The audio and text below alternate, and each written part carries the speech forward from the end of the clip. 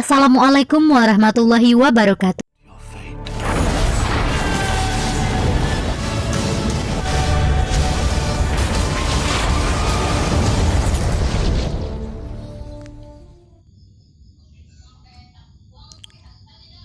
cerita fantasi adalah teks cerita yang bersifat fiktif atau hayalan yang bersumber dari imajinasi penulis.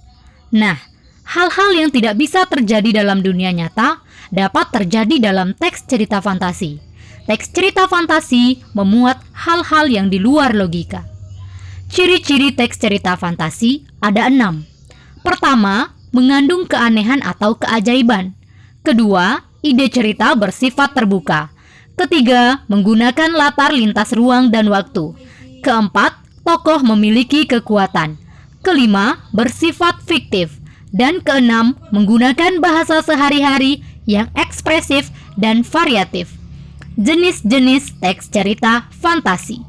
Berdasarkan latar cerita, teks cerita fantasi terbagi 2, yaitu fantasi sezaman dan fantasi lintas zaman.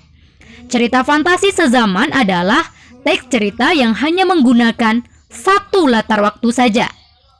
Selanjutnya, teks cerita fantasi lintas zaman adalah teks cerita yang menggunakan lebih dari satu latar waktu. Ananda pernah menonton film Stand By Me Doraemon? Nah, pada film tersebut dikisahkan Nobita kecil pergi ke masa depan menemui Nobita dewasa. Film ini merupakan contoh dari cerita fantasi lintas zaman. Karena pada film tersebut terdapat 2 latar waktu, yaitu masa sekarang dan masa depan. Nah, selanjutnya berdasarkan kesesuaian dengan kehidupan nyata, teks cerita fantasi dibagi menjadi fantasi total dan fantasi irisan. Cerita fantasi total merupakan teks cerita fantasi yang keseluruhan isi ceritanya itu fantasi atau imajinasi penulis. Tidak ada satupun di dunia nyata. Walaupun dalam cerita dijelaskan kejadiannya terjadi di jalan, di sungai, di laut, tapi jika tidak ada nama jalan, sungai, dan lautnya itu di dunia nyata, itu masih termasuk fantasi total. Contoh, Zikra berjalan sendirian di bawah panas terik. Ia terlihat kelelahan karena telah berjalan jauh.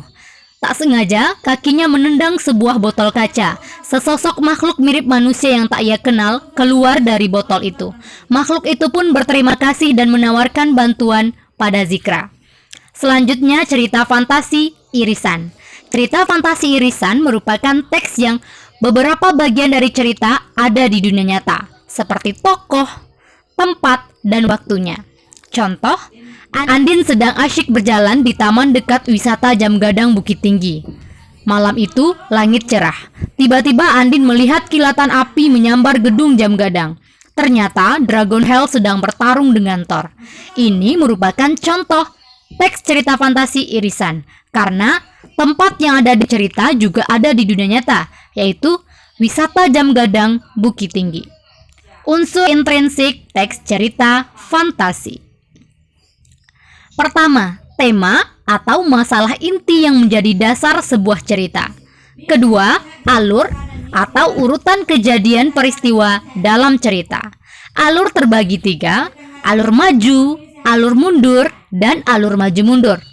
Ketiga, latar atau keterangan yang berkaitan dengan waktu, tempat, dan suasana. Keempat, tokoh dan penokohan. Tokoh adalah pemain cerita, sedangkan penokohan adalah watak atau sifat pemain itu sendiri. Kelima, sudut pandang.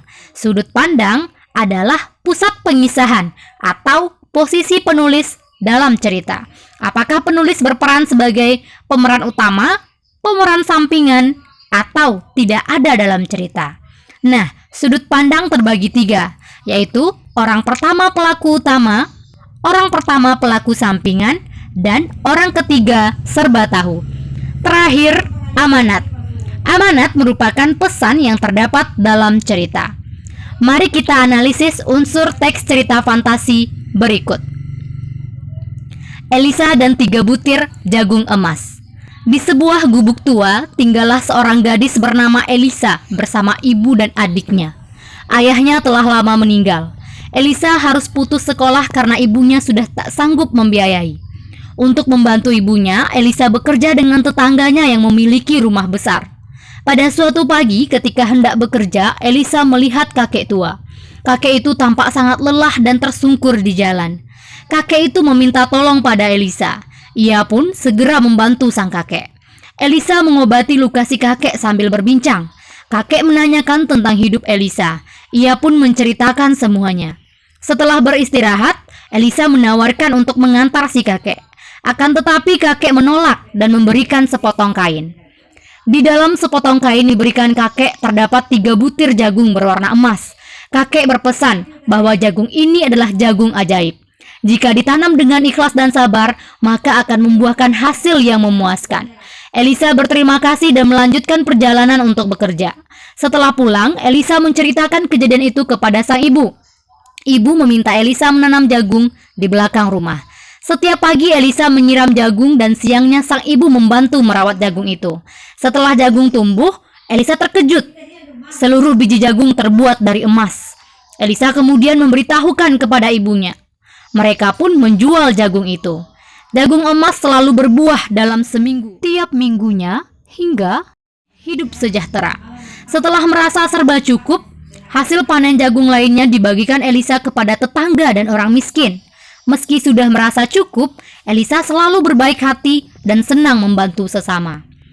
Analisis unsur intrinsik teks cerita Elisa dan 3 butir jagung emas, yaitu temanya adalah berkah suka menolong. Alurnya maju karena cerita tersebut berawal dari Elisa yang miskin sampai kaya tanpa mengingat masa lalu. Latarnya, pertama latar tempat.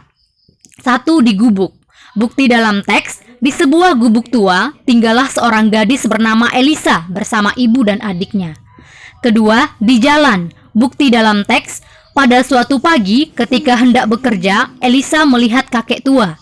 Kakek itu tampak lelah dan tersungkur di jalan. Latar waktu, pagi hari.